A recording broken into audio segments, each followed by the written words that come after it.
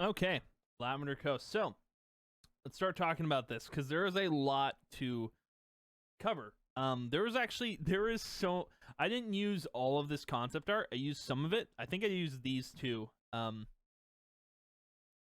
it's great. So there's concept art for Lavender Coast.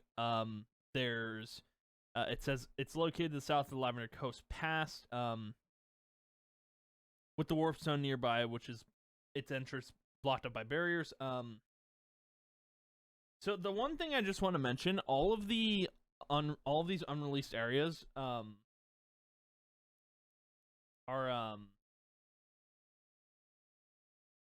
like I wanted to make it so they're not part of Sacred Grove, and that's the whole point. They're not. So like all the barriers and stuff don't really matter, but yeah. So there's not much. It's currently unknown why Lavender Coast got its name when it's all lava lakes and volcanoes. It is possible that the ocean is viewable in the location, just like Seaside, but it is separate between water and lava. And again, there's not much on it for lore. It's pretty much I can do whatever I want with it. But there is one thing. So apparently harpies are native to Lavender Coast. I include this. There was an image I included of just like some stock image ravens or harpies. And there's actually a harpy in Free Realms. It's like a tutorial enemy or something, a tutorial boss that you get to fight. But they took that away, so it's not there anymore, I guess. But I included that anyway. I thought it would be cool to include in the Lavender Coast. So let's jump in. Out of like everything I've written for like the new areas, Lavender Coast was my favorite to write, and you'll see why. You'll love it. If you've read it, you probably liked it a lot. So let's dive in. They stepped out of the portal and arrived in a really hot swamp. Like waves of heat were pouring down on them. Jess asked, "Why is this place so hot?" He laughed and said, "Come on, don't tell me you've never been to Sunstone Valley."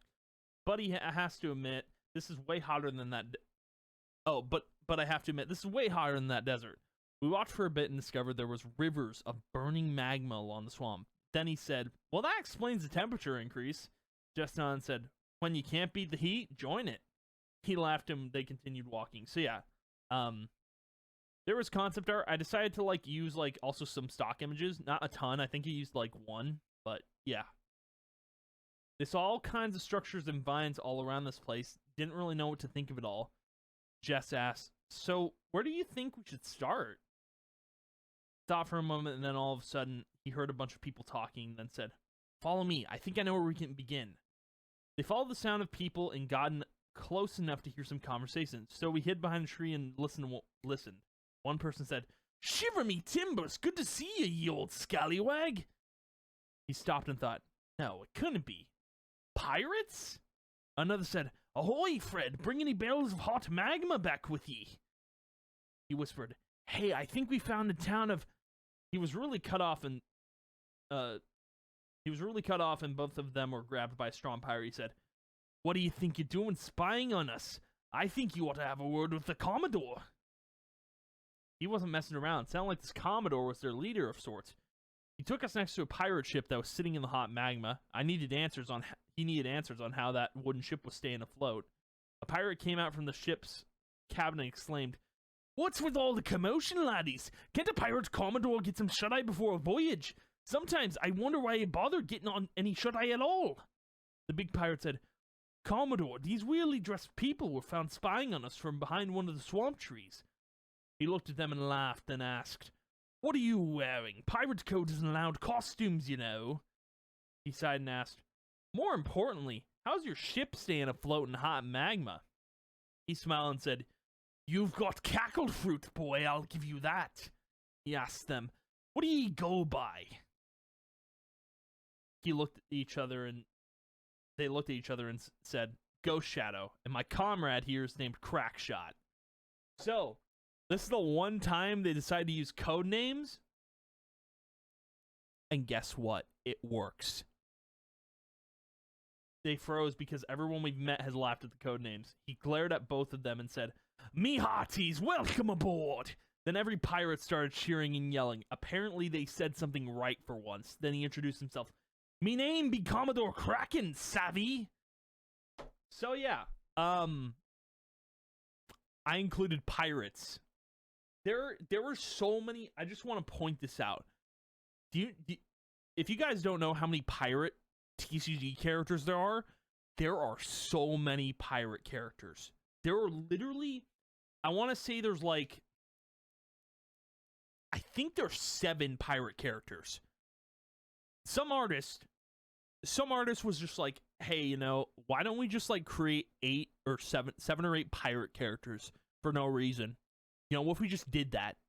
And then SOE just like banged on the desk. They were like, pirates, arg! You know, I thought this was like the perfect way to include new characters. Was Lavender Coast has no lore on it, 0, like barely anything. So I was just like, pirates, let's do it.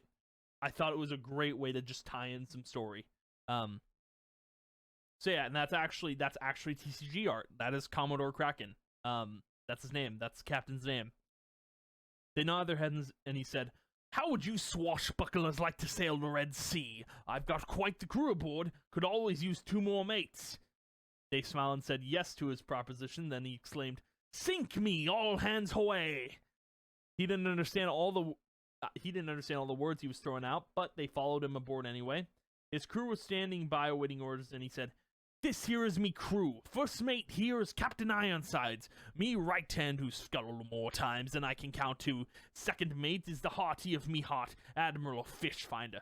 Me left hand who's never horn swaggled me before. Third mate here is me twin brother, Black Tom Cutlass, who goes a bit 3 sheets to the wind if you ask me. And last, but certainly not least, is me fourth mate, Jolly Roger. We let him clean, but he's also very loud, almost like a fire in the hole. And that's all me mates." So 6. Wait. No, 7. 7. There's 7 characters for pirates here. I know. Like, out of all, this is the most characters I've introduced, like, in a chapter. It's super ambitious, but I'm okay with it. I'm super okay with it. Like, it's such a perfect chapter to introduce. Like, it's a clean slate. I can introduce however many characters I want. It didn't matter, and I thought it would be perfect. So yeah, and then I have actual images from TCG of the pirates. So this is Captain Ironsides. This is Admiral Fishfinder. This is Black Tom Cutlass, and then that is Jolly Roger. So if you need, like, you can always scroll back up and look at like who's who and who's what, you know. But yeah, there were so many pirate characters. I'm just like, what were they thinking? Like, were they just like, screw it, we'll make some pirate characters, it'll be fun. So yeah, and they all shook their hands, even though they didn't know if they'd washed theirs. And then Roger said, "Commodore, shall we set sail for the Red Sea?" He said, "Aye, we shall. Hoist the sails and head straight for that red briny deep." They all said, "Aye, aye." They scattered. Ironsides raised the anchor. Fishfinder raised the flag. Tom adjusted the sails for high winds, and Roger swabbing the poop deck. Swabbed? I guess I can put swabbed. Little edit. Roger swabbed the poop deck. Kraken made for the steering wheel of the ship and said, "All hands on deck, laddies and lassies. Spread your sea legs and let's get this Avenger going." They went to the front of the ship to overlook the sea and asked Tom, "Say, what is this place called?" Tom smiled and said, "You be in Lavender Coast, me hearties. Best get comfortable." And so they set sail for wherever they were heading in this place. Didn't even bother asking Kraken what the destination was. They were just happy to know they were going on an adventure with pirates. It was odd that they got to have a small break from looking for Darkcheat, but they were kind of relieved. Jess and him have been through a lot since they woke up, lost so many people, their mounts, their connection to those they've loved.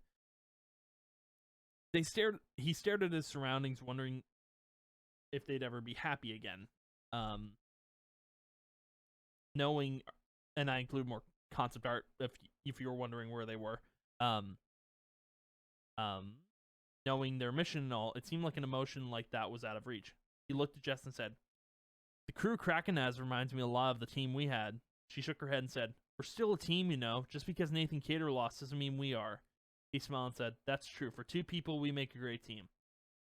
They smiled at each other, stared into each other's eyes, and knew what they felt for one another. That's when, in the moment, they kissed. This is the one time they had peace, and were going to enjoy the moment they had together. Their connection was all they had left to hold on to. Jess said to him, "I'm glad we did that." He smiled. Me too. Me too. They held each other while they enjoyed the view of the Red Sea. So, yeah, this was like the most peaceful moment that Jess and Bryce had together, and they, you know, they had formed this connection. I'd been teasing it like all the way from like the beginning when, you know, Bryce and Jess met, and obviously with like the header. But yeah, they're a couple now. You know, I feel like it was a destined relationship after all they have been through together. So yeah, I felt like I was planning on doing it, and I didn't know when the perfect moment would be, and I thought, they're on a pirate ship. What moment could be more perfect than that, you know? So yeah, I decided to go ahead and do that. Yeah, and then he said, "We held." That's when Captain Ironsides exclaimed, "Kraken, we've got trouble up ahead." He pulled out his spyglass, took a look across the sea, and said to the crew, "It's Raven, me hearties. Grab the nearest cutlasses you can find and be ready to swing with all ye got." They looked up and saw a flying creature ready to strike them down with their talon claws. So yeah, this was a tutorial enemy. In case you didn't know, there was an actual harpy in Free Realms. Real, not fake. It's kind of wild. It's crazy. He asked, "What kind of creature is that?" He said, "That right there is a harpy. Most dangerous creature in all the 7 Red Seas." Fishfinder said, "What can we do with cutlasses, Kraken? They're pretty much useless since Raven can fly." He asked, "What about those cannons?" Tom shook his head and said, "If you're talking about the chase guns, they only aim in one position. You'd have to be really lucky, and each shot takes about 15 minutes to load." He looked at Jess's bow and said, "Jess can take her down. She's got an advanced chase gun." Jess looked at him and then looked at the crew, then said, "I'll do my best, but no promises. I've never fired an arrow at a flying target, mostly at hay ones." Kraken smiled and said, "Listen here, Buccaneer. Even if you can't hit a shot worth your right hook, at least you're shooting to begin with, and not just some scurvy dog looking to pocket treasure." She nodded, even though she had no idea what he said to her. I love including that line. Just it's like they're talking pirate language and they have no idea what they're saying. Yeah, Jess took aim at Raven, then fired an arrow notched in the bow. She missed. She aimed again and fired, but she missed again. Jess thought for a moment and had an idea. She aimed her bow straight up in the air. Roger asked, "What in the blazes is the lass doing?" He said, "Cover your ears just in case." So they did, and Jess activated her bow ability. It pierced the harpy's ear so bad, she went straight into the Red Sea. They all began cheering, and he hugged Jess and said, "You did great. Sam would be proud of you." She hugged him back and shed a tear, then smiled. Kraken said, "Sorry, forgot to mention the locals are not so friendly around these parts of the 7 Red Seas." He laughed and said, "Well, it would have been nice to know, but at least we dealt with them." Then suddenly, they felt a rumbling coming from beneath the Red Sea. Ironsides asked, Great, now what?" A giant purple kraken emerged from the Red Sea and stared at us with a giant eye. Kraken glared at him and said, "Nakark, my old nemesis." This is just a pirate adventure. So I don't know if I can actually find Nakark. I'm gonna try. Sweet. Okay, there is actually Free Realms lore here. So Nakark is an NPC boss located in the western seaside waters. Is a giant squid known as a kraken, is required to feed its 8 arms, 2 tentacles located in the water close by. So there is I think there's actually so it's kind of like, you can tell it's kind of like a pirate theme there. So yeah, this is why I included Nakark. Not only is he he's a kraken, right?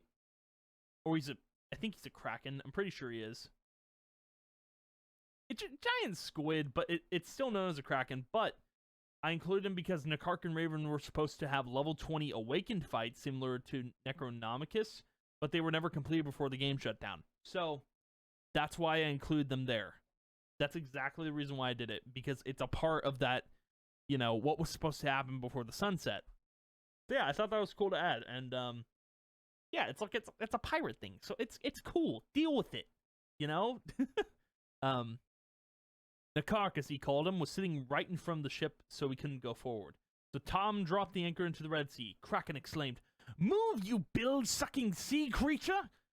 It seemed Kraken didn't like the Kraken. The squid looked like he was just lonely. Roger said, "Commodore never liked this creature. It's not because it's done anything to harm us, but once in a while just sits there, right in front of our ship for no reason whatsoever." Jess asked, "You ever think he's just a lonely Kraken who wants someone in his life?" Tom said, "That can't be it. That lily-livered squid wants something from us. He ignores every other vessel in the sea." He said to Jess, "Try putting your hand on the squid, letting it know you care enough to acknowledge it. Might be a good way to move out of the way." She nodded and said to Kraken, "Let me try to get him to move." Kraken turned in shock and said, "The cock is all yours. Anything to get rid of this son of a biscuit eater."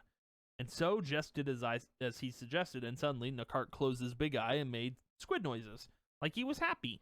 Then the Kraken went back underneath the Red Sea. Kraken was shocked and said, "Whatever you did, just earned ye as much coffer as we can find. Me hearties, round up some clap of thunder for the lass here." Jess said, "Oh no, that's okay. I'll pass on the swig of whatever lightning you're offering, but you're welcome." Admiral Fishfinder looked towards the front of the ship and her eyes widened and exclaimed, "Batten down the hatches. We're about to go overboard, mateys." They all looked at what she saw, and it looked like the end of the Red Sea. They nearly scrambled looking for something to save them. So yeah, I tried to find like an image of like a ship going over like a magma sea, and I found it. And yeah, it kind of worked for the purpose of like, oh, they're going overboard. Yes, the entire crew. You didn't know we were headed straight for a magma fall? They all shrugged, and Roger said, "This is an unusual route for us on our expedition. We want to spice things up since you joined our crew." He glared at them and sighed. Then Jess said, "Hey, don't worry, we'll think of something." Kraken smiled and said, "Oh, I've thought of something all right. Something that'll shiver your timbers to the very core." He pulls out a piece of paper and hands it to them. He glared at them and asked, "You want us to sing a sea shanty?" He shook his head and said, "No, you silly landlubber. We're all going to sing a sea shanty." I can't speak. He looked at Jess and she shrugged, so we did as he suggested. They began singing. Yo ho, a pirate's life for me. We sail the Red Sea, we befriend the squid. Stand up, me hearties, yo ho. We drink and cheer and can pay a quid. Stand up, me hearties, yo ho. Yes, I included the sea shanty. You're welcome. He looked over the front of the ship and they were floating above the magma fall. Apparently, singing a sea shanty makes it float. They continued singing until the song was finished and the ship fell straight into the Red Sea, with splashes of magma hitting the coast. Kraken laughed and said, "Blimey, that was quite the ride. You all right there, mates? Hope I didn't bruise anything from the fall." He gave him a thumbs up and asked, "You never answered my question from when we first met. How does your ship sail in the Red Sea?" He smiled and said, "I'll give ye my secret. The ship is powered by doubloon magic, meaning the ship itself can't be damaged no matter where we set course." Jess asked, "Meaning that if we all fell down the magma fall, the ship would have been fine?" He nodded and said, "Well, of course, the ship would have been fine, but I'd lose a fine and honest bunch of sea dogs. Couldn't have that. Bought that sheet of music paper from someone we're going to visit." He asked, "Who might that be?" He said, "Oh, you'll see. A real fortune teller, that one." We arrived at the coast and saw a camp next to it, then saw someone we thought we'd never see again. It was Madame Zelda. If you've already read it, you probably you know, but like if you're just watching this to like know the lore, bet you weren't expecting that. I said Madame Zelda would pop up 3 times. This is the last time she'll pop up. Yeah, so Madame Zelda is in Lavender Coast. In case you were wondering like what happened to her, this is how we're gonna conclude that storyline. So yeah, let's dive in. She saw us and dropped everything, hugged us with tears in her eyes, and then said, "I never thought I'd see you two again." He asked her, How are you here?" She sighed and said, "I saw Cade return to Black Sport, but it wasn't the Cade I mentored. Something happened to him, changed him. He scarred my face with his claws and took the Chaos Shard. Then Darkchi showed up behind him and put together an artifact I'd seen before. Then Black Spore became touched by the power of the Gloam, and Cayde knocked me out. When I woke up, I saw this place. Kraken found me and made sure I was protected. Kraken nodded and said to us, "Had a couple of privateers look after old Zelda here. Didn't want to have death on my conscience, mates. By the way, Carly, Willie, you two did good today. Didn't have to help me out, but you did. Might even have a spot on me crew if you be willing to accept." So yeah, these are the other pirates I included. I actually included these guys last minute because I didn't know there were still more pirates that were named in TCG. So, I added more. Kali said, "It was no trouble there, Gramps. Happy to help an old sea dog out, even if no doubloons were involved. Ain't that right, Willie?" Willie frowned and said, "I could have done with some pieces of 8, but sure, happy to help out a scallywag where needed." He smiled, then said to Zelda, "We're looking for Darkchi. Going to put a stop to whatever he's planning on doing with that device. He's hurt too many people, and I can't let it go on any longer." She smiled and said, "Find Cayde. Try and save him if you can. He's all I had in Black Spore." Jess asked her, "Are you going to be okay?" She shook her head. "I think after my time in Black Spore, I'll stay in Lavender Coast, start fresh, and if you manage to save Cayde, tell him to return here." They both nodded, and he asked her, "Hey, any chance you've seen a door around here, just conspicuously out of place?" She smiled and said, "Behind that tree over there, one did pop up. Very odd for doors to be peering out of nowhere." She winked at us, and we winked back, and they winked back. Before they left, he asked Kraken, "Hey, you name your ship yet there, Commodore?" He said, "Name a ship? That's about as crazy as my crew half the time. But you know what? I'll let you name her." He thought for a moment and decided, I name her the SS Nakark." He sighed and said, "Oh well, fitting since we have to deal with that bilge-sucking creature from now on. Take care, you scurvy dogs." The pirate crew departed with Madame Zelda, and they started heading for the door. Jess said to him, "We didn't find Archie or our friends, but I like to think it was interesting coming here anyway." He nodded and said, "It definitely wasn't a waste of our time. We'll find Archie soon enough. Got 2 more doors to go through. Did I not type that? Hello? To go through." And then she kissed him on the cheek, and he smiled. So we stepped through the portal back to Sanctuary Tree, and he asked her, "Shall we both choose which door to go through?" She nodded, and we both pointed at the same one. Seems as though their strong connection made us read each other's thoughts. We had hoped we could find Cayde before Darkchi so we could keep Zelda's promise, but was Cayde too far gone to save? Whoa! No. No. I thought that was like a cool little, like, was he too far gone to save? That's a good question. So, chapter 16. Let's do it. Let's do it up, man. I'm ready to go.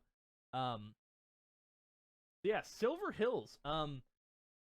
There is quite a bit of lore to go off of here. We'll just start with like the lore and everything. So Silver Hills is currently an unreleased location that is not yet open to denizens of Sacred Grove. It is located north of Snow Hill. There is the crystal barrier that is said to block passage to the lands of the elves. So, if you guys read the prologue, which I'm assuming you did, this whole barrier, I made it lore that the Unbinding created it.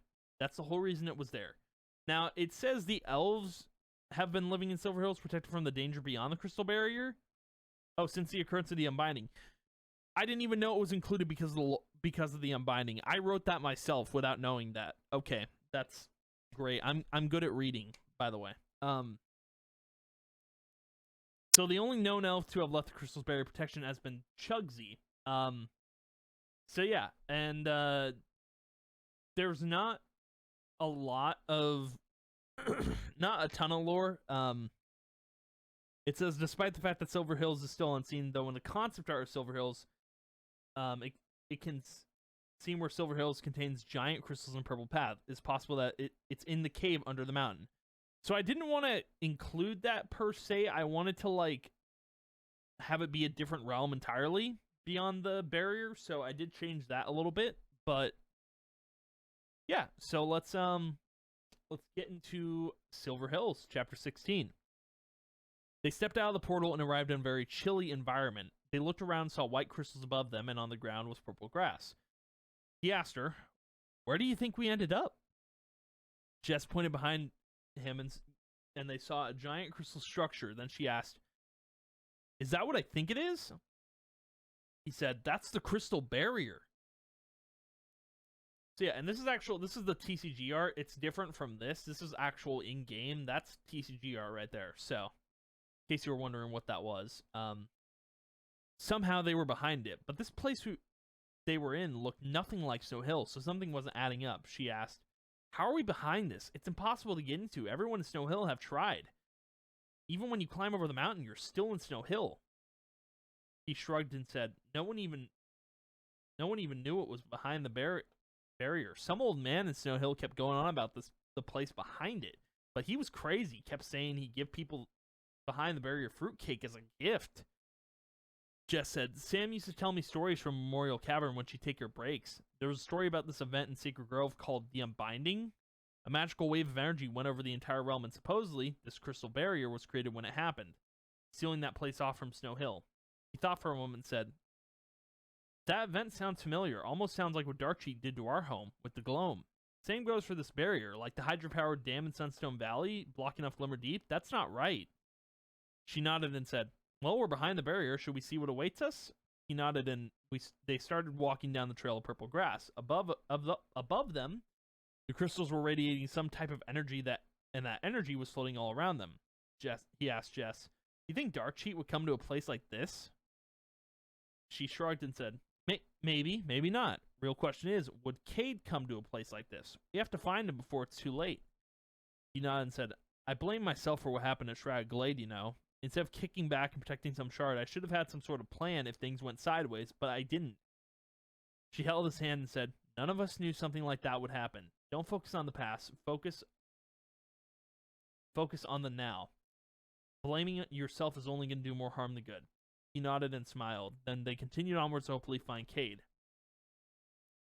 They stopped when they exited the pathway and noticed two people sitting on some of the crystals, a cloaked wizard and an old pixie, like they were taking a break from their walk. They waved them over, so they shrugged and made their way to the crystal spot they were taking a breather at. He said to the cloak wizard, "Hey there, my name's Bryce, and this is Jess." Jess waved and he asked, "You're definitely not from around here. How'd you sneak in?" He looked confused and said, "Well, we just walked in?" Jess nodded and he said, "That's impossible. Me and the old man here barely got in just by using a magic spell I created. The spell only worked when Snow Hill got all gloomified." He lifted his hood and revealed himself. Turns out he was an elf. He said to us, "My full name is Chugozaitok Rilery the Banished, Archmagus of the Three Princes, but my friends call me Chugsy." He asked, "Bit of a mouthful for a name, don't you think?" Wait, did I include? Oh, yes, I did. Okay. So before we get into this bit, yeah, I'll bring up their lore tabs right now. So I did include two different characters. Well, I include more than two. I include a lot of different characters in the story for Silver Hills. So, Chugsy! Yeah, so his full name is actually Chugozaitok Rylari, the Banished Archmagus of the Three Princes, and Chugsy to his friends. So Chugsy is like, he's the currently only known elf in Sacred Grove, so I figured I had to include him because it's important. And yeah, so there's also like, oh, does it, wait, female elf. So there's actually a bunch of different elves. There's like a couple. There's a female elf, and there's a male elf named Elvis in like comics. But yeah, I didn't include them. Those I didn't include. I included actually two original elves from like old concept art, and I'll get into that later. But yeah, so there's not much on Chugsy, just that he's banished. We're gonna go into why he was banished, obviously, but yeah. And then Silver Snow, there's not much on him. It says he's a male pixie NPC located in Snow Hill. He's an elderly man who has been waiting in front of the crystal barrier for hundreds of years. He waits for the crystal barrier to open, finally be reunited. I kind of changed this a little bit, not hundreds of years, but he's been waiting like a few years. And yes, Silver Snow carries a box fruitcake he prepared for the elves' return. So not a lot of lore on this man. Like 0. But he has his own TCG art. So I include him in the story. So yeah, that's about it with the characters. Let's just get into their lore. He asked, bit of a mouthful for a name, don't you think? And what's with the pointed ears? He laughed and said, well, my name was a bit shorter until they added that banished part to my name. But to answer your other question, I'm an elf. This is where I come from. He asked him, elves? Nice to meet a new race of people. It's not everyday stuff like that happens. Who's the old pixie? He laughed again and said, my old elf friend here is named Silver Snow. A lot of people in Snow Hill seem to think he was a pixie, but he put on fake wings as a cover to keep himself safe. I did the same, only with this wizard cloak. So yeah, it says he's a pixie, but I wanted him to be an elf, for like an elderly elf. Main reason being, like, he waited so long to be like back in, you know, to be reunited with the elves. It makes me think he wasn't actually a pixie, but he was an elf. I thought it was like cool little lore pieces to introduce into, you know, Silver Hills, that he isn't actually an elf, and no one actually knew that and just thought he was crazy. So yeah, there you have it. I would consider that official lore. I don't know. There's not much on him, so it's like I could change. I changed it, and I think it works. And then he nodded, and Jess asked, "So why were you banished?" He smiled and said, "It's a bit of a story, but I'll tell you.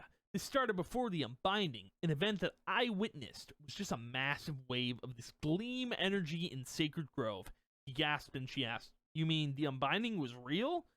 He nodded and said, "Yeah, it was. But anyway, there I was, in our city, which is just up ahead, by the way. I decided to practice my magic spells in a field, kind of like this one, with crystals and all. I ended up using one of my spells, and it hit a crystal. Now, if you use a spell and it hits a crystal, it causes a chain reaction that destroys the whole field. This happened, and I said to myself, kaboom! And the explosion nearly destroyed our city.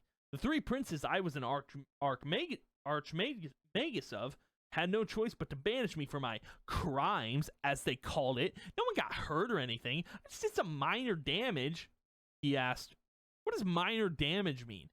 He giggled and said, "Oh, I made a building fall over. No biggie. It was one of the new ones the elves were building. Took a day off, and I just happened to ruin construction. But anyway, I decided to come to Sacred Grove, lived in Wugachug for a good while, and then the Unbinding happened. I had no idea what that energy wave had done until I checked at the entrance to my home. It had been blocked by that crystal barrier. I was upset, and then the old man here introduced himself, gave me some fruitcake. He said he wanted to return home like I did, so we hatched a plan to find our way back. I worked on a spell to get through the barrier, but when I tried it, the spell fizzled out. That's when the Unbinding 2, as I like to call it, happened. A massive wave of gloam energy fell over Sacred Grove and changed Snow Hills somehow. We took the chance and used the spell, made it through the barrier, and that's our story." He was shocked to learn this, that there was an event similar to the one we had, to know that someone like Darkcheat caused the first event. So yeah, not only is like this the introduction to Silver Hills and Chugsy and Silver Snow, but it's also like, because Bryce doesn't know about the Unbinding. Like, the Realm Keepers know nothing about the Unbinding. Don't know about that, you know, event that happened years ago.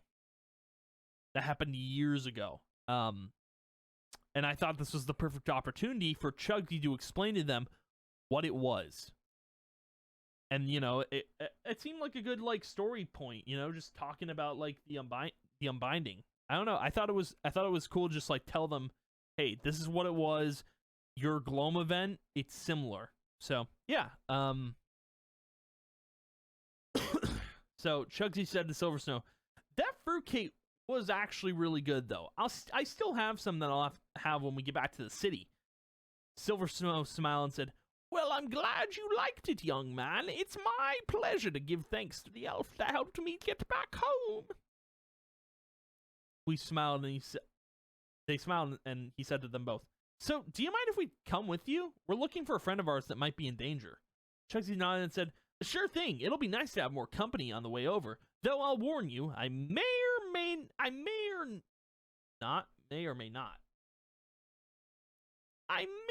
not get arrested when we get back. You know, being banished and all has its perks. They continued on and approached a bridge between a narrow valley. Chugsy said, well, I can tell you we're getting close now. This is the Elven Bridge of Nothing. Jess and Bryce looked at each other and she asked, is that some kind of elf joke? He shook his head and said, there's literally no point to this bridge. It's got no entrance or exit on either side. Some elf just decided to build a bridge to prove he could build something pointless. Chugsy climbed to the top of the bridge and showed us what he meant, then exclaimed, all this bridge does is show you that you're close to home. He said to Jess, well, it may be pointless, but all roads lead to home at some point. She laughed and they continued on. So I included this little bit of concept art. I thought it would be hilarious if Chugsy was just like, this bridge is pointless. he's just over exaggerating, like, this bridge sucks. It's here. It just exists. So yeah, again, like, Silver Hills only has one thing of concept art, but like at the same time, like, I still had to go and look up like stock images. Like, I still had to look up stock images for like everything that I was looking for, like, that I could use to depict what the place would look like. So yeah, they arrived at the city that Chugsy spoke of. The city was covered in those crystals, and the buildings they had were huge. Silver Snow got on his knees and started tearing up, then said, I can't believe it. I'll put after years. After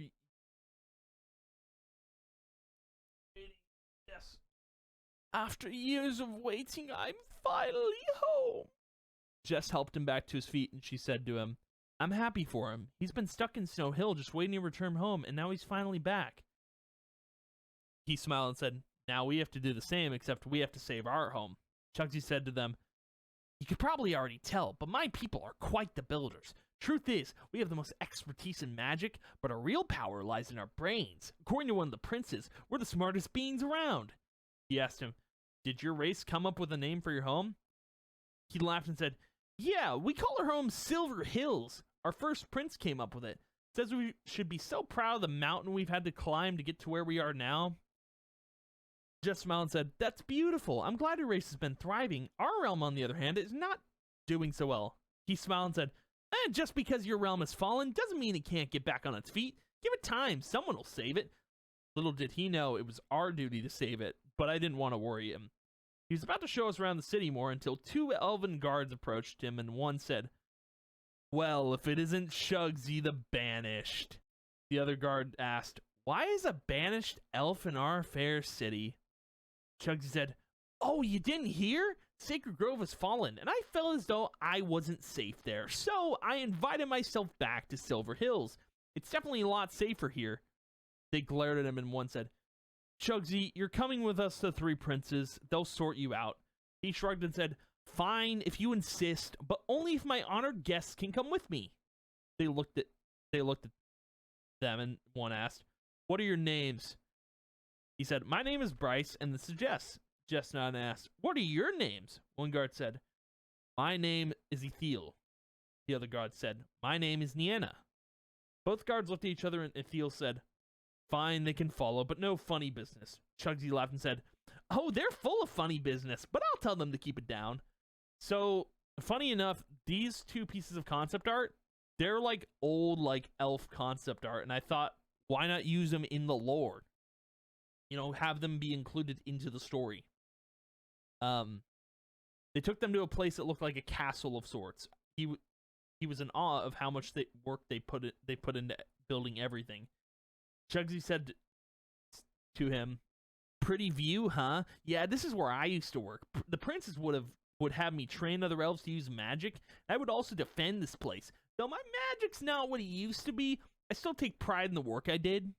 He asked, why would they banish someone with your magical skill? He frowned and said, they told me I was a risk, that I couldn't be trusted to train the elves on how to use magic if I was going to just use it destructively. In all honesty, I was just trying to create a spell that would have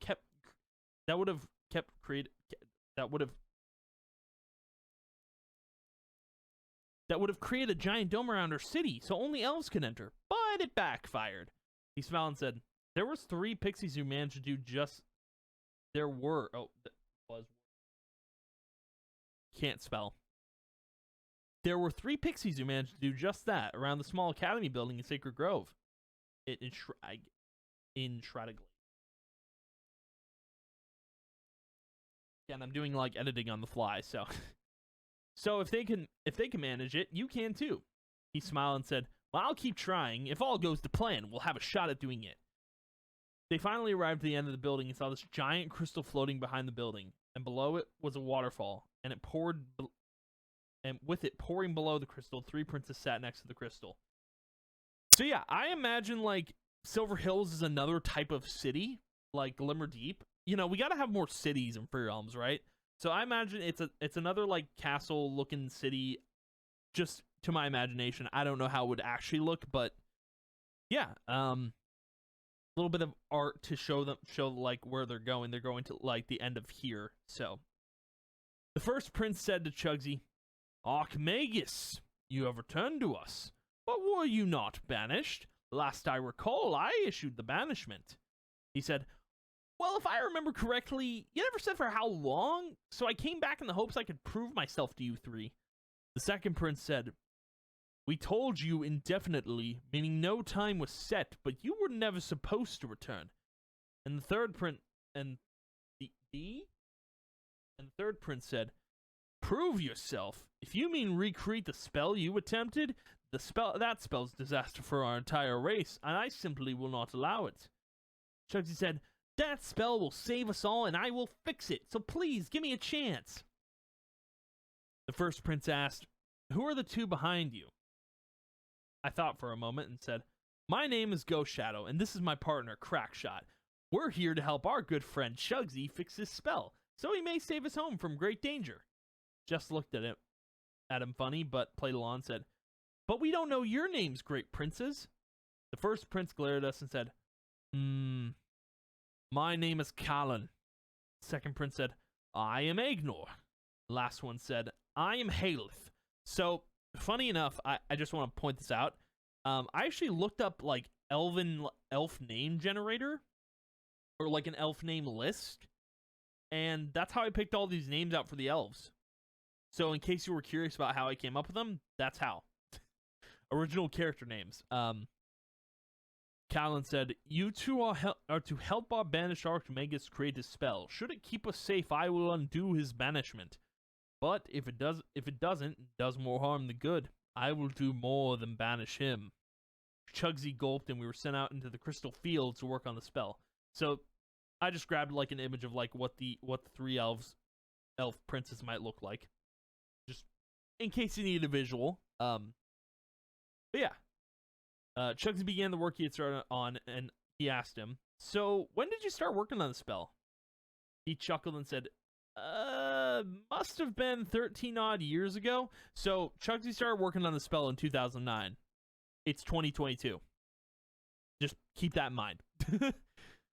But don't worry, I just have to fix it. Jess asked, fix it how? He said, well, I want to include not only elves, but the citizens of Sacred Grove. Only fair that I let the people helping me into our fair city. They both smiled and let him do his work. They silenced some crystals and admired the environment. The Jess said to him, our code names are really something, huh? And again, the code names kind of work here, but yeah. Seems like they can get us in and out of any situation. He nodded and said, I used them to honor Talia. Never really cared for them until she died. She deserved better than what Darkcheat did to her.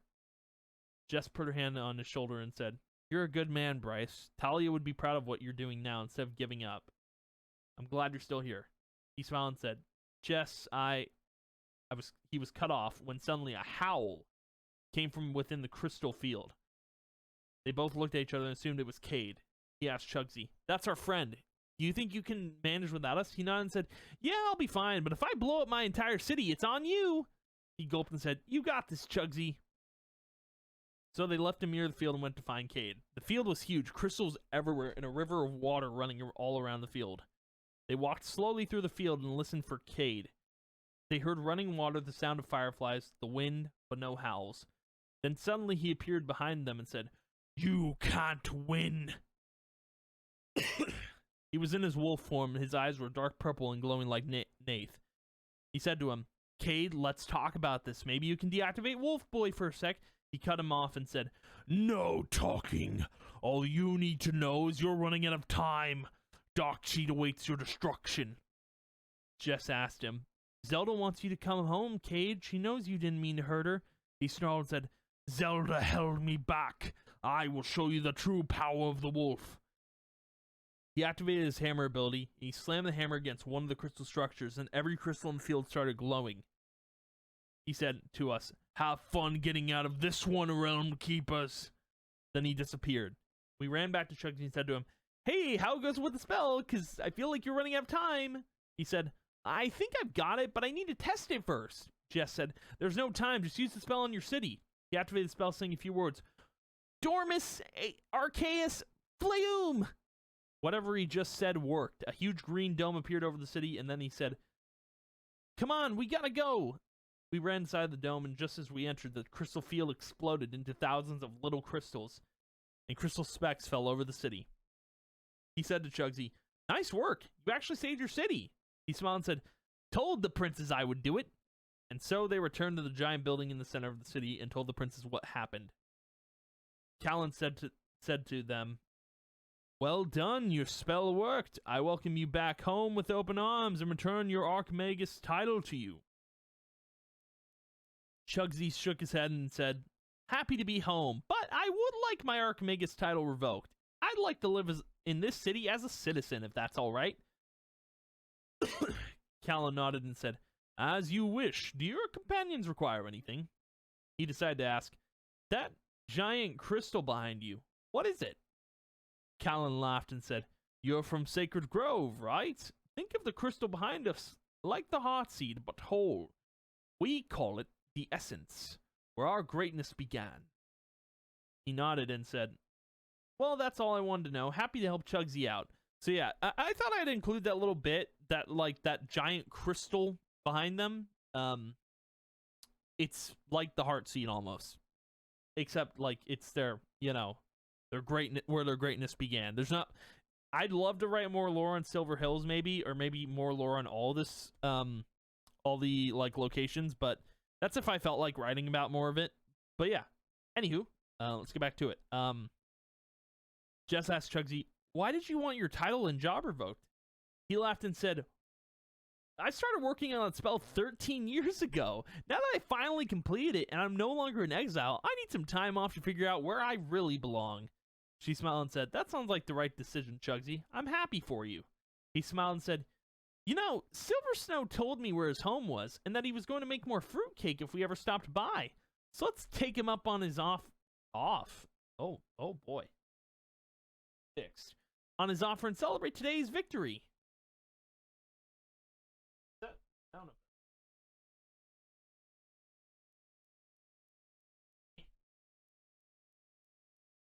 There we go.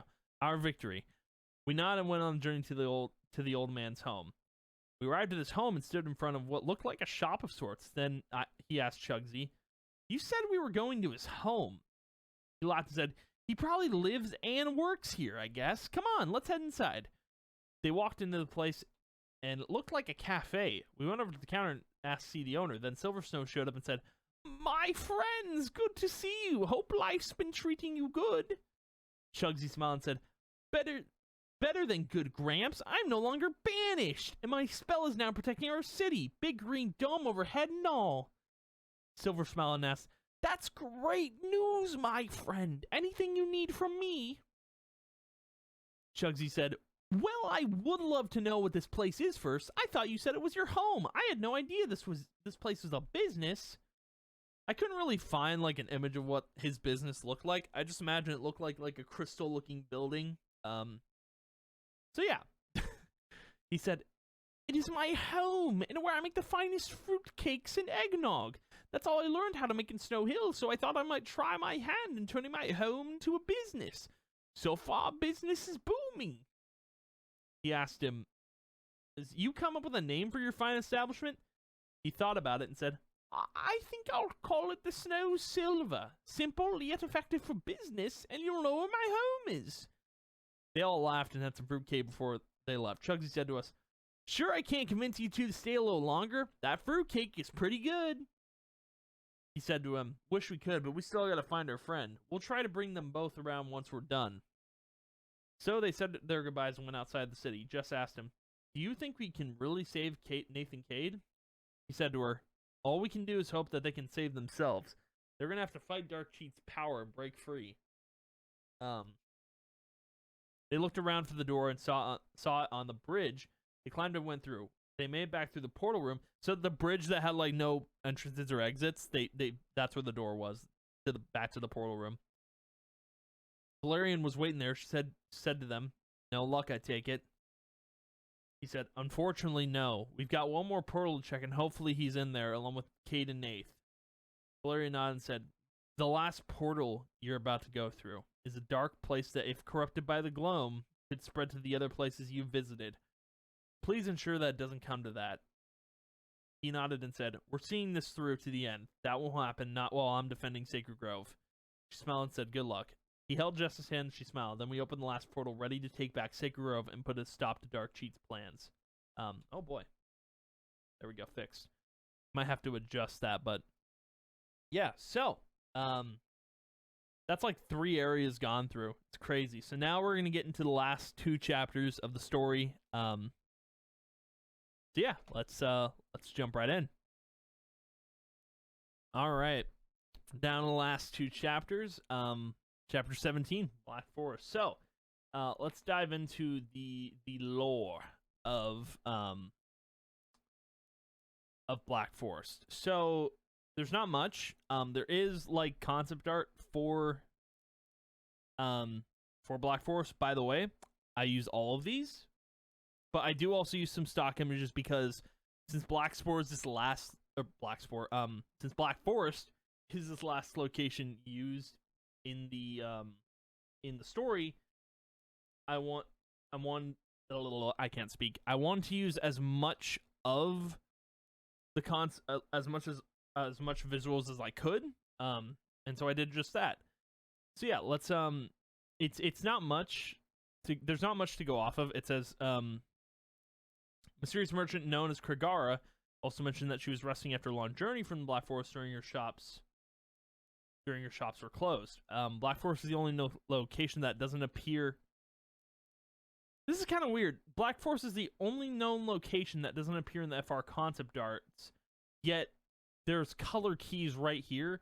This has to be changed because this is probably the official like concept art for Black Forest. So, which is why I used every single one. And then despite the fact that Black Forest is still unseen, however, in the Free Realms filter, we see the concept art of the New Forest area is possibly it shows what Black Forest could look like. So, yeah. The mysterious merchant Kragara, who sells items in any locations, mentioned that her journey was long from Black Forest, which said she lived there. It is potential that snails are a race of inhabitants that could be native to Black Forest. So, we'll get into that later. But let's get into just the base story for Black Forest. Do it up. They entered through the portal and saw what Valerian was talking about. The place we were in was dark and, oh my god, typos for days. What the heck, dog? The place we were in was dark and gloomy, almost like if Briarwood and Blackspore collided. Definitely where Dark Cheat would be. Jess said, "We should have started here. I'm getting gloam vibes just from standing in this place." He shook his head and said, "If we did start here, we wouldn't have found out Nathan Cade are still alive. We wouldn't have made a stronger connection to one another." She smiled and said, "That's true. Now we just have to find them and Dark Cheat." He nodded and started making their way through the murky forest. The sky was an eerie green, the trees were droopy and rotting, and it felt like there was some creature constantly watching us. So yeah, I did like a little edit here for because the concept art, if you look at it, it's super small. Like these ones are big enough to where like I can save the image, I can use it, but like these ones are so tiny that I had to like edit them a bit. So that's what I did. And yeah, cool looking concept art. I wish they had done more of it, but it's probably the most concept art there's been, with also Lavender Coast having a bunch. But anywho, he asked Jess, "So what do you think lives here?" She shrugged and said, Well, there's all sorts of weird creatures in Sacred Grove. It wouldn't surprise me if you found weirder creatures here. He nodded and said, well, the Hobgoblins live in Glimmer Deep, squids and harpies in the Lavender Coast, and elves in Silver Hills. I'm gonna guess this is where sea monsters live. She laughed and said, sea monsters? Bryce, there's barely any water here. That's when they approached a murky lake, and he said, would you look at that, Jess? Guess I was right. She glared and said, I was wrong about there being water, but I don't see any sea monsters. He laughed and said, let's turn back. It doesn't look like there's a way through, and we don't know how deep it really is. This one was kind of hard to do. I had to do, like, different edits for this one, but this is, like, that one concept art, like, towards the bottom there. But yeah. So they turned back and went through the murky forest, hoping they wouldn't run to murky water again. Making their way through the forest, he asked Jess, you see any gloam corruption around here? She shook her head and said, it's kind of hard to tell, but nothing looks corruptive like what we saw in Sacred Grove. Makes me wonder why Dark Cheat went here instead of the other places we went to. He thought for a moment and had an idea, then said, I imagine Dark Cheat didn't want to fight armies to get what he wanted. I mean, think about it. The Hobgoblins are resourceful and would have put up a fight for their home. The pirates would have enjoyed fighting against Dark Cheat. They wouldn't have backed down. And the elves, from what I saw, Dark Cheat wouldn't have stood a chance. But from what Balerion said, if he corrupts this place, he corrupts all the others. And I imagine Darkthrone told him that as well. She agreed and asked, how do we stop him? Then out of nowhere, we heard a voice say, why are you wearing my suit? They turn around and saw Kirill Moonrunner. So, big reveal. If you read the story, you know he's back. So in Talia's chapter, in chapter 9, Talia, it makes it, I make Kirill seem like he died, but he didn't. I wanted him to come back for, good reason, because I feel like there's not much, to know about these former Realm Keepers, so I brought Kirill back. I thought it was a super cool, like, story plot to have him back in the story. So yeah, let's dive on in. He asked him, your suit? And how are you alive? He looked confused and said, didn't know I was popular, but I'm very live. Seems like we have a lot to talk about. Follow me. They followed him through the murky forest, but he was unsure if we should trust Kirill or not. Talia only spoke of him 2 times in her story. He ended up taking us to a small village, which was hard to believe considering we hadn't discovered life since we got here. He asked him, so who lives here exactly? He laughed and said, snails and slugs. Jess glared and asked, you're joking, right? He shook his head. Believe it or not, that is the main species of this place. Slow as they may be, they're very efficient. And so yeah, I had to pull this is like a stock image, but like it's like small enough to where like snails could live and slugs. But yeah. They sat down in a couple chairs next to one of their homes and started talking. He asked me, first off, who are you two? He said, my name is Bryce, and this is Jess. We're here because of Talia. His eyes widened and said, that explains a lot. Where's Talia?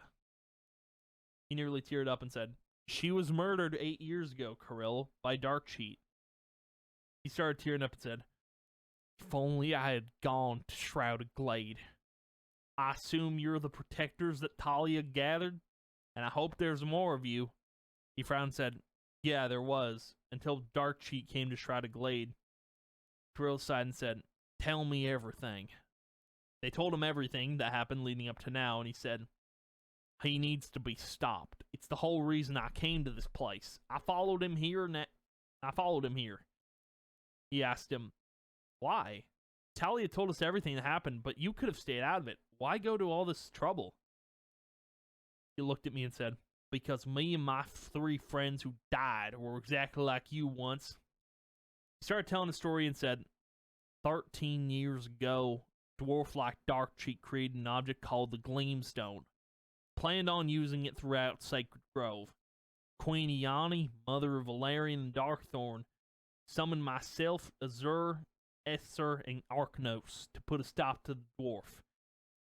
We put on the same suits you did, used the same weapons, and we're too late. Iani ended up calling what happened the Unbinding, basically telling us we screwed up.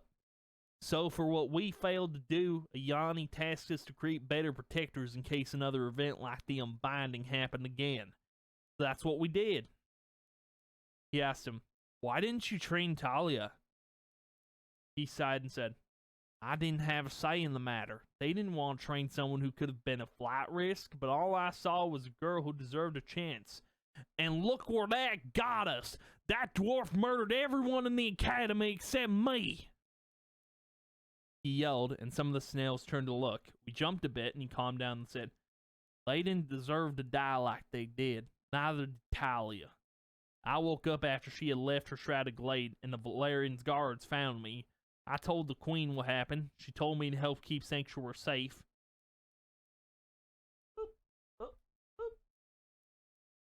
And not to go find Talia or the dwarf. I was still injured from what happened at our academy, so I did what I could to protect Sanctuary. Until the sun set and I fell asleep. When I woke up, I was inside the World Tree, and I heard commotion outside. The dwarf entered the tree, and I hid so he wouldn't see me. He went downstairs to the portal room, and I snuck down there to see which one he picked. Then I followed him into the portal, and now I'm here." He was confused and asked, "You still haven't found him?" He shook his head and said, "This place is huge. I barely scratched the surface. But maybe if we work together, we could find the dwarf." He shook his head and asked, "Why should we trust you? The most we know about you is what Talia told us, so why?" He sighed and said, oh, hold on 1 second.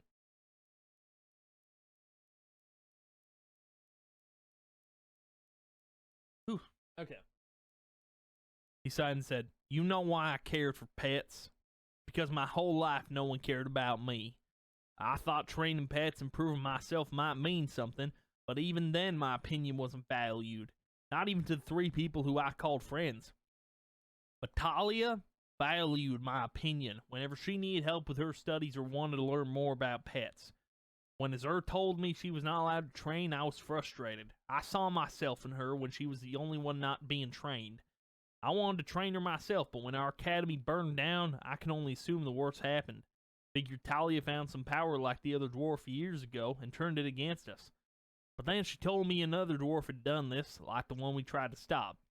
That's when I told her to find new protectors for Sacred Grove, and it looks like she did.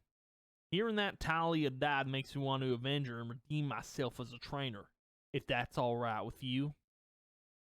He thought for a moment, smiled at him, then said, "That's fine by me, Kirill. You deserve a second chance." He smiled and asked,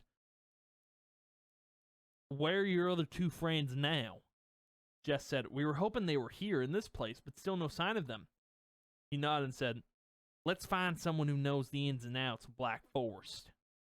And that's kind of the introduction to Black Forest. It's not really... Black Forest is kind of like a bland name, but I mean, it's the name of the place, so I went with the lore on that one, you know? But yeah, so we followed him and made our way to a different part of the forest where the sky seemed a bit brighter. Must have been the afternoon or something. Kirill said to him, "I think Talia made the right choice picking you." He said to him, "You really think that? I feel like I've been a really bad leader." He laughed and said, "Let me tell you something, kid. When I had that suit on, I wasn't even the leader. That was Azur, and even he made some bad judgment calls.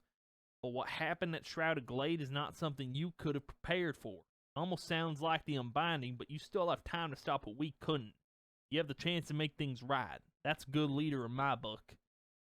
He smiled at him and said, "Thanks. I'll do my best to set things right." He nodded and said, "I'm counting on that." Then more Black Forest art. They arrived at an entrance between 2 murky trees, and Kirill seemed to know where he was going, so he asked, "So where are we going?" He smiled and said, "Used to buy from an old merchant in Sacred Grove. Sold the rarest commodities that you wouldn't find from any other merchant. She told me where I could find her if I couldn't find her in Sacred Grove. So if there's anyone that would know where your friends in Darkcheat are, it's her." So they entered the forest through the trees and saw a shop hidden behind the enclosed forest. He was in awe. The shop was almost connected to the forest, like it had become a part of it along the trail. And by the way, this is stock image, not actual Black Forest art, but it could be. It could be. There were small waterfalls that flowed down into a stream. If there was any beauty in this murky place, this was it. They approached the entrance of the shop, and the name of the shop read Mist Rares. Then Kirill said, "Well, hopefully the blind old snail remembers me. I bought my fair share of rares right from her shop that she had on her back. Let's go say hello." They entered the shop and saw all sorts of items that he had never seen before. Some of the items looked like something you'd see in Sacred Grove, but others looked like something out of a Pixie Wood film. Kirill approached the counter and rang the bell that was on it. Then we waited for her to arrive. A snail came out of the back room slowly and asked us, "Has it come to see the wonders Kragara is selling today?" Kirill laughed and asked, "Kragara, you have an age of day over 200. How's business been going?" She shook her head and said, "Slow, but Kragara senses that it has come to change that."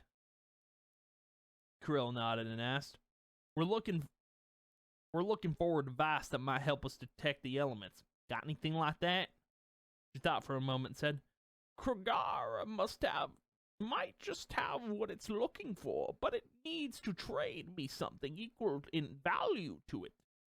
So before we keep going, yes, Kragara is a character in this, and I thought that was super cool to introduce like Kragara being a character in Black Forest. I see it says like that Kragara's journey from Black Forest was long. So I assumed Kragara was from Black Forest and that, you know, the snails and slugs were these locals of Black Forest. So yeah, and how she talks is she talks like this: "Has it come to see the wonders Kragara is selling today?" So she talks in like a weird third person, and I thought that would be like cool to include into her speaking. And so yeah, that's how I wrote it. And yeah, she's currently the only unknown snail in Sacred Grove, so I thought this is the perfect opportunity to introduce a new race into Free Realms. So yeah, that's pretty much it. There's not much else to her, but let's get back into it. He sighed and thought about what she might want. Then he pulled out a long bone and said, "This bone belonged to my T-Rex mount, Spot. He passed away when the unbinding happened. I hope this is fair enough for a trade." She examined the bone and nodded, then said, "This bone has the gleam element infused in it. Kragara accepts your trade." He was shocked at what he just traded. If either of us said something of our mounts remember them by, he wouldn't have given up that for a trade. Kragara exclaimed to something in the back, "Tony, Pink Eye, bring Kragara the surge locator." So yeah, this was a last minute decision, but I thought, what if I just memed really quick like I did with Bruce, and I included Tony and Pink Eye into the lore. For anyone who wanted that, you're welcome. I did it. Be happy, you know? No, I just thought it would be funny to like, cause like, okay, so where did these two come from? You know, they're pets, right? But like, where would they even come from? And I thought, maybe they're like minions of Kragara or something. So yeah, I made them canon in my lore. Okay, just a little joke. Then suddenly oh.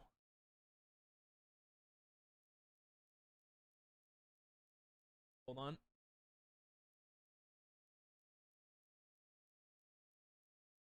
Then suddenly two creatures that he had never seen before ran out of the back, scrambling with the device, and Jess asked, "What are those things? And do they bite?"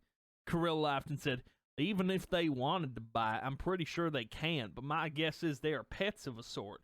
Different from Sacred Grove, sure, but they definitely remind me of the pets I used to train." Oh boy. He said to her, "Hey, maybe after we're done Sacred Grove, we could adopt a dog." She looked at him and smiled and kissed him on the cheek and said, "I love that idea, Bryce." Kragara handed Kirill the object and said, "This object will point it in the direction of any element, gleam or glow. Hopefully this satisfies it. See, Kragara is weird because she like refers to herself in the third person, but also refers to other people in like a weird third person. It's weird. Krill nodded and said, "Thank you so much, Kragara. Always a pleasure." So they left the shop and said their goodbyes. Then he asked Krill, "Why did you give up?" Wait, why did you give up? Oh, I think I meant.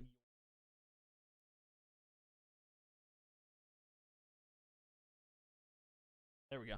Why did you give up your mount's bone like that? He sighed and said, "Kid, it's been 13 years since he died. When that dwarf used the gleamstone, my mount was caught in the blast. All that remained was one of his bones, and Kragara was right about there being gleam infused into it. I felt it too. But I couldn't hold on to the past any longer. I felt it was time to move on. Besides, saving Sacred Grove is far more important than some bone." He nodded and said, "What you did means a lot. Let's hope it was worth it."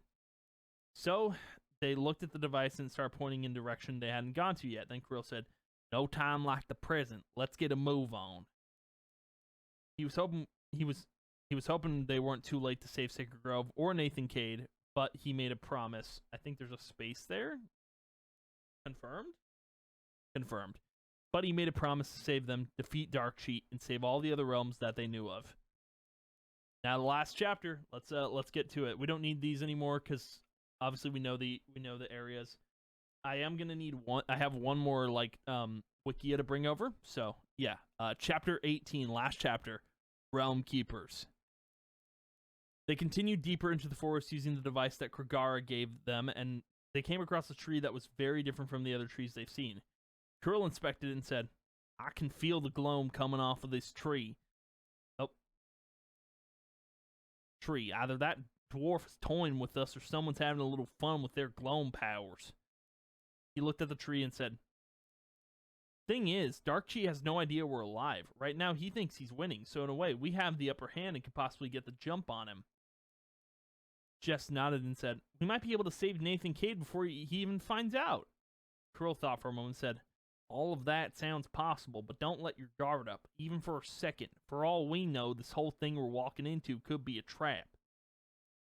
He agreed with him. As badly as he wanted the upper hand, this won't be easy. Jess and Bryce had a first taste of that gloam power in Shredded Glade, and to see it used in full force here shakes him to his very core. Krill looked at them and said, "Let's keep going. Can't be too far." So this is the corrupted tree that they were looking at. It's like purple. It's weird looking. It's not like a normal tree in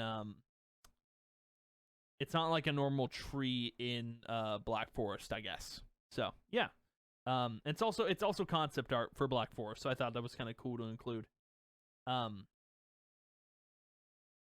They found themselves so deep in the forest that the sky became a different color. They looked at it and asked Krill, Is it natural for the sky to here to be that dark for purple?" He looked up and said, "No, it isn't. Granted, it may be evening, but that doesn't explain why it's that color." Thought about it and said, "I think Darkcheat's starting to transform this place. If that tree wasn't enough, he's changing the sky too. We can't let him." Jess said to us, "Then let's pick up the pace, guys."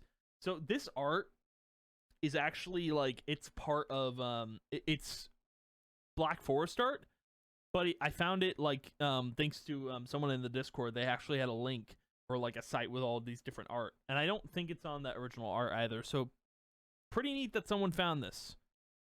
As we got even deeper into the forest, we saw a person leaning against one of the corrupted trees we saw earlier. Then he asked us, "Where do you think you're going?" Then he moved from the tree, and it was Clancy, Darkcheat's right hand, the one from Shrouded Glade. So again, Clancy's making a comeback. He's come back into the storyline, which I wanted to do. Yeah, get back into it. He looked different from before, though. His eyes were glowing dark purple like Nathan Cade, but the energy coming off him was stronger than theirs. He asked again, but louder. "Well, I said, where do you think you're going?" He practically ignited like a purple wildfire. Then Krill said, "Oh, just going out for an evening stroll. This forest is just lovely at night." He snickered and said, "That's funny, old man, but I have a mission here that I must not fail, and that's keeping those two from ruining the boss's plans." That's when it occurred to him that Darkcheat knew they were alive. Nathan Cade must have known and told him so much for the upper hand. He said to Clancy, "You're going to pay for what you did to my home." He laughed and said, "The only one that's paying here is you, kid. For even traveling here, that's a crime that cannot go unpunished." Clancy lit a purple flame in his hands and threw it in his direction. Then Krill extinguished it in his hand. Krill said to us, Take the device, then find your friends in the dwarf. I'll keep them busy." He asked him, "Where did you learn to extinguish flames?" He chuckled and said, "Arknos taught me a thing or two when I wasn't training pets all day. Now go, I'll catch up with you." They ran past Clancy and he started going after them until Krill grabbed him and threw him against a tree. Clancy laughed and said, "You just made the biggest mistake of your life, old man." His eyes glowed that dark purple and his hands filled with purple flames. Then Krill said, "I'm pretty sure I just saved the sacred grove, boy. I'm not letting you anywhere near those kids." Krill began gathering energy from the forest. Then Clancy smirked and said, "Party tricks won't save those heroes, pal, and if I were you, I'd move out of the way." Krill looked at him and said, "Over my dead body." Krill gathered enough energy to begin using arcane magic against him. They collided. Krill trapped him in an arcane bubble, but he broke free. Clancy cast a purple fireball and launched at Krill. He struck his leg and he cried out in pain. Clancy laughed and said, "You're no match for my power, old man." Krill sighed and said to himself, "I promised Arknos I wouldn't use this spell, but Sacred Grove needs to survive." He began conjuring a massive amount of arcane energy, creating a giant ball of magic to use against Clancy. He saw this and began forming his own ball of dark purple flames. When they both finished building up their energies, they launched projectiles at one another, creating a massive explosion. Clancy was killed by the explosion. Krill was barely holding on. He said to himself, "I've screwed up time and time and again, but I've learned to make up for it. I hope this time I've saved Sacred Grove and prevented another unbinding. You've got this, Realm Keepers. Make that dwarf pay." Krill gave out his last breath and passed away. They made it to another part of the forest, and when suddenly Jess fell to her knees and said to me, "Krill died. I felt it." She started tearing up, and he got to his knees to comfort her, and then said, "I felt it too. He was trying to do what was right, Jess. Whatever he did gave us time to defeat Darkcheat and save our friends." She nodded and he hugged her, then said, "Come on, let's find them." They arrived in a new part of the forest. There were less trees and more water. An entire river with water falling into it was below us. He said to Jess, "Even though the sky's looking like gloam, it's nice to see some beauty in this place." She sighed and said, "Darkcheat fully corrupted all the places we've been to. I can never forgive myself. Bryce promised me that we'll end this no matter what happens." He thought for a moment, nodded, and said, "I promise we'll do whatever it takes to save our friends and bring down Darkcheat." She smiled and said, "Good. Now let's keep going." So yeah, this is also, I think this is in that little bit of concept art. It's still cool looking though. I like it, and it's part of like the whole gloam theme as well. While going deeper into the forest, they encountered a trail that had not been corrupted by the gloam. As shocked as they were to see this, they didn't even notice that Darkcheat was walking down the trail. When he saw him, he whispered to Jess, "Let's get the jump on him." She stopped him and said, "I don't see Nathan Cade anywhere near him. Before we do anything, we need to make sure they're still alive." He agreed with her, so they hid in some nearby bushes to see what he was doing in this bright part of the forest. A human approached behind Darkcheat and said to him, "You have no right corrupting my home." Darkcheat laughed and said, "Oh, I have every right, young man. More right than you have interfering in my business. Now leave, or I'll make you." Human threw dirt from the ground at him, and Darkcheat nearly looked like a gloam monster, lived like a dark purple flame. Darkcheat pulled out the gloam stone and used it against the human, making him float in midair. So, I didn't know this TCG art, it was just there in the folders, and I was like, is there really a point where I can do something with this? And lo and behold, I ended up using it in this last part. There was just an area in like the forest where like it wasn't corrupted, and I was like, well, I can use that, and maybe there's a human that lives in Black Forest, so just a random human. Darkcheat said to him, "Now you've done it. You could have done what you were told to do, but instead you had to cause trouble. Well, I think it's best if I punish you for your crimes against me." Then, like a snap of the finger, there we go, loud enough snap. He used the gloam stone to burn the human alive with a dark purple flame. He was nothing but ash on the trail. He nearly got out of hiding when he saw what he did. Killed a man right in front of him. But Jess shook her head and calmed him down. Made no sense not to stop him right then and there, but there really was nothing they could have done to save him. Dark Chi began corrupting the trail, and like the rest of the deep forest it turned to gloam. So yeah, Dark Chi's just on a rampage. The story does get like dark and serious, so yeah, pretty neat. pretty neat. I mean, I think it's exciting seeing the story take like a turn. Yeah, it seemed like he was going to the deepest part of the forest, maybe where the corruption is at its strongest. Might be where Cade and Nath are at. They arrived at what seemed like the edge of the forest, closely behind Dark Chi. They noticed this place wasn't like the rest of the Black Forest. It had an immense amount of gloam energy coming off of it. Dark Chi went into the place and passed through a gloam barrier of sorts. He looked at it and asked Jess, "Can we get through the barrier?" She shrugged and said, "Only one way to find out." So they stepped through the barrier and were surprisingly unharmed. He said to her, "Must be our suits. No other explanation for why we didn't get burnt alive." She nodded and said, "Well, that's good. Now we can save our friends and defeat Dark Chi." He smiled and nodded. It was what he was hoping for, after all. They've come all this way and lost so much. A win's all he wants. So this is another stock image, but I thought it was like the perfect, like, this is what the edge of Black Forest looks like, corrupted. I thought it looked super cool. So yeah. Dark Chi approached two dark figures that revealed themselves to be Cade and Nath. Once they saw them, they ran in to confront him. He exclaimed, "Give us back our friends now!" Dark Chi turned to look at them, and then he laughed and said, "Or what? Are Ghost Shadow and Crackshot going to take me down? I highly doubt it." He looked at him confused and asked, "How do you..." He pulled out the trading cards he had Phineas make 8 years ago. They were torn and bent like he didn't care for them. Actually, that's probably 10 years ago, I think. Yeah, that's 10 years. 10 years ago. They were torn and bent like he didn't care for them. He said to him, "One of Lady Darkthorn's henchmen brought these to my attention, so I know everything there is to know about you four. If you hadn't had these made, you might have had some sort of upper hand, but oh well, what's done is done." Jess said to him, "Doesn't matter what you know. What you don't know is we're going to take you down and take our friends back." He laughed again and said, "That's an interesting theory, my dear. However, Mage Tech and Wildclaw here belong to me. I think I'll have them sort you out." I don't know how to...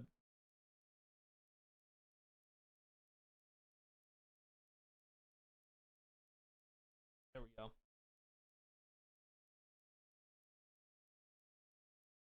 Nailed it. Alright.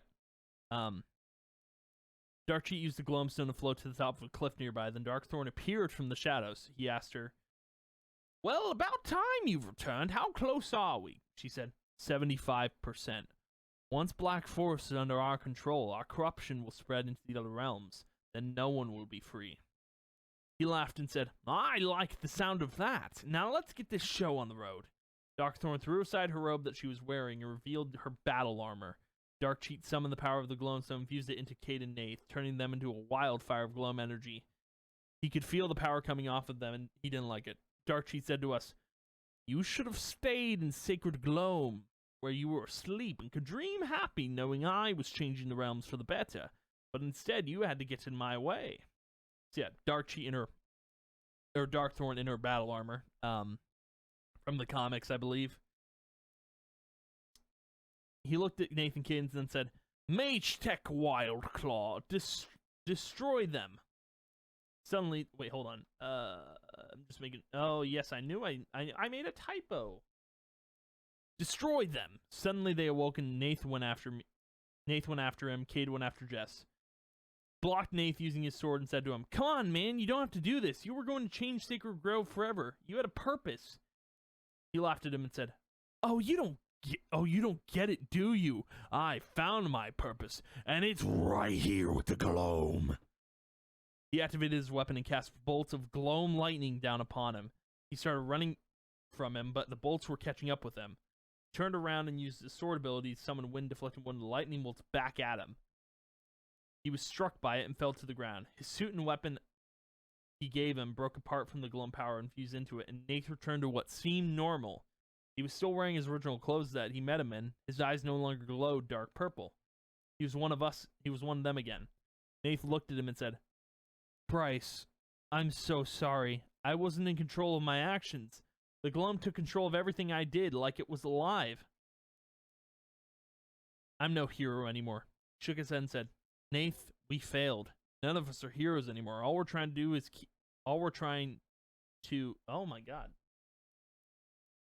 keep Sacred Grove from falling to all of this corruption. He nodded and said, Yeah, can't dwell on the past, I suppose. So let's do what we promised to Talia before she died. Keep the realm safe. He smiled and helped him back to his feet. Then they ran over to help Jess. She was running from Cade, shooting at him with her arrows. He deflected all the arrows with his hammer, then activated his hammer ability. He put his hammer directly in the ground, and the ground started cracking with Gloam energy beneath it. Then he twisted his hammer, and the ground erupted with immense Gloam energy, throwing Jess against a tree. Cade was about to approach her and swing his hammer, but Nathan Bryce came up behind him and grabbed him.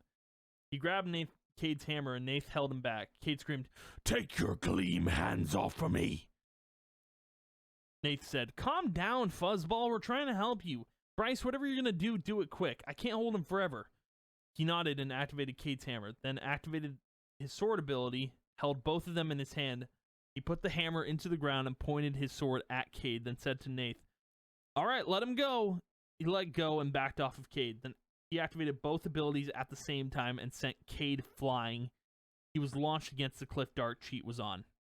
I loved writing that little bit. Basically what Bryce did, he grabbed his sword in one hand and the hammer in the other and activated both at the same time and set Cade flying. I thought that was such a cool move to write in. Like, it sounded cool in my head anyway, but I think it worked really well. He ran to Jess first and asked her, Hey, are you okay? She nodded and asked, Did we save them? He smiled and nodded. Nate's by Cade right now, seeing if he's okay. She said, Let's regroup then. Finally time to reunite with the team. Nath was checking on Cade and said to him, You good, man? You took quite the fall from Bryce. Cade's suit and weapon broke like Nate's gear did, and he returned normal, still in his wolf form. Cade said, Well, whatever Bryce did, it hurt pretty bad, but I'll live. Nath said to him, Well, that's good at least, but we gotta stop Dark Cheat before he fully corrupts this place. Cade got up and said, All right, no time like the present. Let's take him down. They were about to regroup when Dark Cheat started glaring at Nath and Cade. Then he got angry and said, Weak.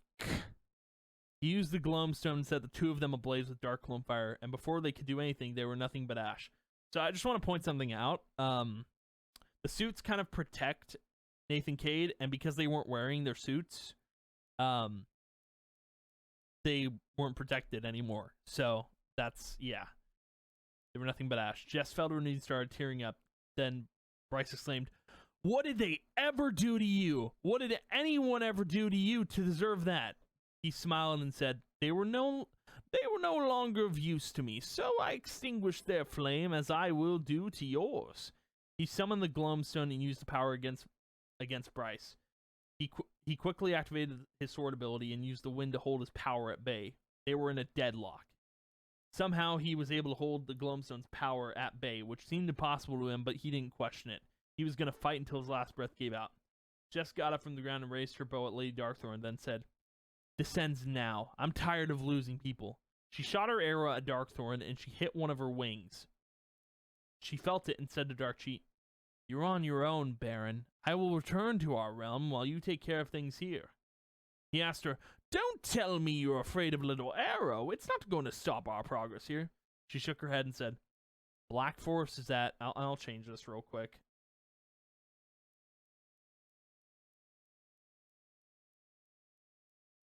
"90% Gloam corruption.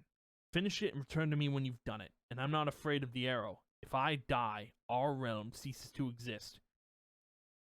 He looked at her shocked and she left. Then he returned to focus us. Okay, so I want to bring up a point here. So what Valerian said is lore that actually included, that I wrote myself, that I thought might have made some sense somewhere down the line.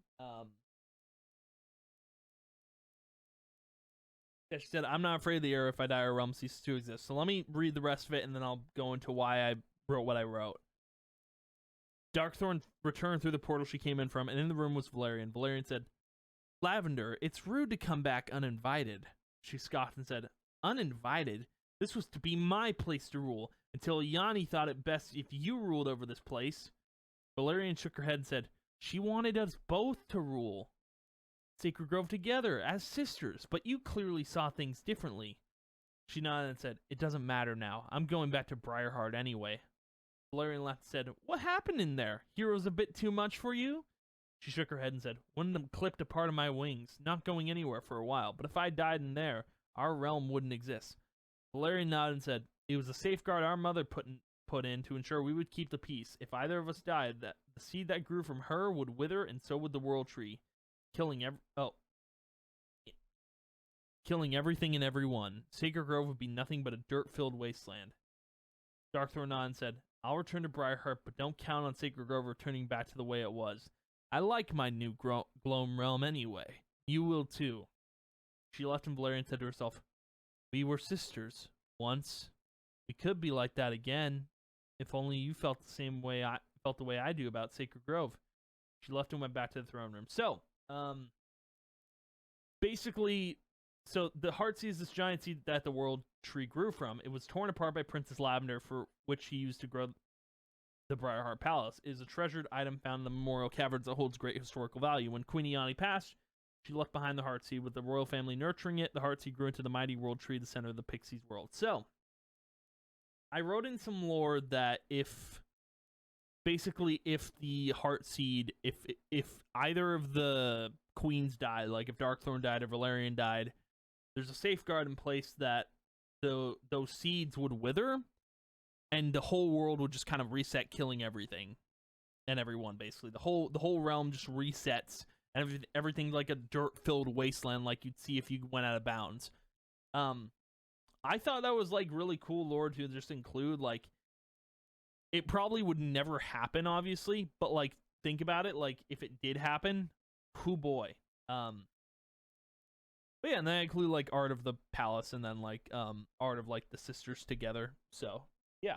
But anywho, let's get back into the last part of the story. Darkcheat kept his hold against him, and he did the same. Jess restocked her arrows with 2 notches, preparing to shoot Darkcheat. She asked me, Where do you want me to shoot at? He said, If you can actually hit the dwarf anywhere, but preferably the Gloamstone. She nodded and shot the first arrow. It hit the Gloamstone directly in the center, and Darkcheat said, What have you done? He was cut off when the Gloamstone erupted, infusing him with an immense amount of Gloam energy. Darkcheat laughed and said, Foolish girl, you've only made me stronger. His eyes glowed so dark that you could barely tell he was a dwarf anymore. Jess was frustrated and shot her last arrow at him. He deflected the arrow and went right into her chest. She fell to the ground. He threw his sword to the ground. Bryce threw his sword to the ground and fell to his knees, asking her, Are you okay? Can you hear me? She coughed and said, Bryce, you need to stop him before it's too late. He started crying and said, I can't lose you. You're all I've got left. I love you. She smiled and said, I love you. Her eyes looked lifeless. She stopped breathing and wasn't moving. He stared at her, wondering what he had done to deserve any of this. Why he was the one that had to lose everything to gain nothing. He stood up and grabbed a sword. Then, with everything he felt, he ran up to the cliff to stop Darkcheat. He went further down the cliff, and he followed him, then yelled, Darkcheat! You'll pay for everything you've done!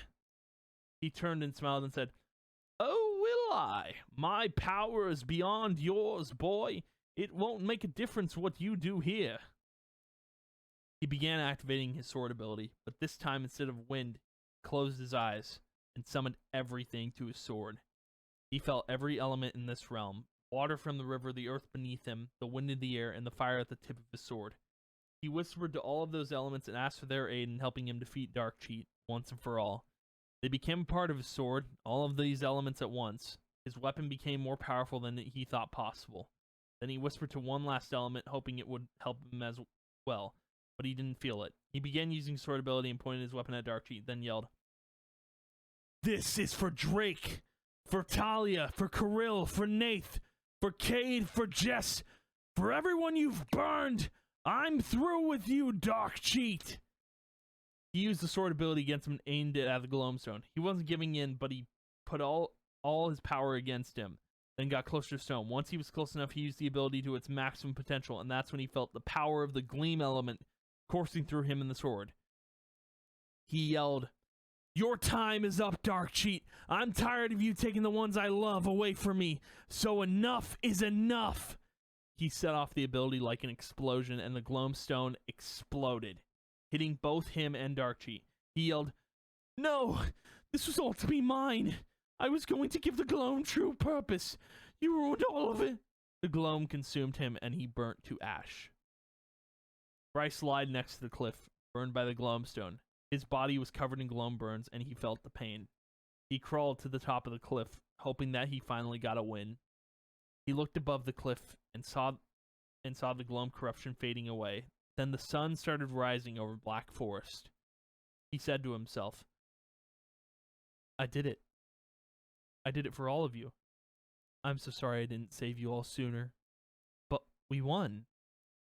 He watched the sun slowly come up while the corruption was fading away and said to himself, "I did the best I could. Hopefully, Sacred Grove lives to see another day. And at least I got to watch the sunrise. One last time." Bryce stopped moving and stopped breathing. The burns from the Gloamstone were too much. So yeah, that's oh yeah, I gotta move this down a little bit. So yeah, that's how chapter 18 ends. Pretty wild, I know. It's so Bryce dies. Everyone in the story, everyone, like all the Realm Keepers, they die. So if you were paying attention to the tarot cards, like in chapter 8, everything played out how it was supposed to play out. Everyone was supposed to like the way I looked at the ending was like, I if anyone's watched like Star Wars Rogue One, I loved that movie because there's no characters that really survive towards the end. Everyone just dies. So I don't know. I kind of like that story, and I like this ending that, you know, they saved Sacred Grove, but everyone died in the end. But yeah, and then I've also got an epilogue which we can go over really quick. It's really short. It's not that long. So yeah, epilogue. A couple of years had passed since the Gloam invasion. Sacred Grove had returned to the way it was before its corruption. It took a while to rebuild what Dark Cheat had done, but Valerian worked hard to make sure what the Realm Keepers had done wasn't for nothing. She began by constructing new murals in the Memorial Cavern, specifically depicting the events that happened 2 years ago. Valerian called the event that happened the Binding, which in her eyes meant that the Unbinding was an event that freed the people of Sacred Grove, while the Binding was the opposite. So like the Unbinding the Binding, or the Unbinding was an event that freed people, so like created those warp stones, not like the barrier per se, but like created the warp stones so people could explore. And then the Binding was the opposite, like containing people. She began by taking down the hydro-powered dam so Hobgoblins could return to their home of Glimmer Deep. She also gathered as many wizards as she could and deconstructed the crystal barrier that was created in Snow Hill during the Unbinding, letting elves come and go as they pleased. The elves noticed this and were so happy to see many of the elves return home. Peace was finally restored to every realm that existed, and life went on. No one forgot what the Realm Keepers did to save every realm, and in honor of them, they played that trading card game, including their cards in every deck that was made. Because of them, the sun rose once again, and the lands of Sacred Grove were free for all to explore. So yeah, that is luck of the draw. That is kind of the whole behind the scenes of everything that I wrote. And also, I just wanted to include this little bit. What's great about this story, like, so like when we all you know launch Realm Sunrise, we're gonna come back to the game like it was normally. But the thing is, like, this happened in between all of that. So in between the waiting for this game to come back, this all happened. So like, because of the Realm Keepers, if you read the story, you're gonna know because of the Realm Keepers, you got to play this game. You got to come back to Sacred Grove because they saved it. So if you want to think like that, like think like, oh, the Realm Keeper saved save the day so I could come back and play this game. Think like that, man. Like the lore is just, I loved writing this so much because of like how the lore influences the game, and like, hey, you might even get into TCG now because of this lore. So yeah, that's that. And I also include like I did this art piece down here, but I also include these so you know it's a Free Realm Sunrise story. But yeah, hopefully if you guys enjoyed reading the story for yourselves, let me know. I'm in the Free Realm Sunrise Discord, so if you just want to shoot me a DM and let me know what you thought, I'll even take constructive criticism. It's nice to have. But yeah, again, I really enjoyed writing the story. I hope to write more Free Realm Sunrise lore. That would be really cool. I might do like shorter stories from here on out. We'll see. But I don't know. I don't know what the future holds. But anywho, thank you guys for watching. If you did, I appreciate it a ton. And I will see you guys real soon. Bye.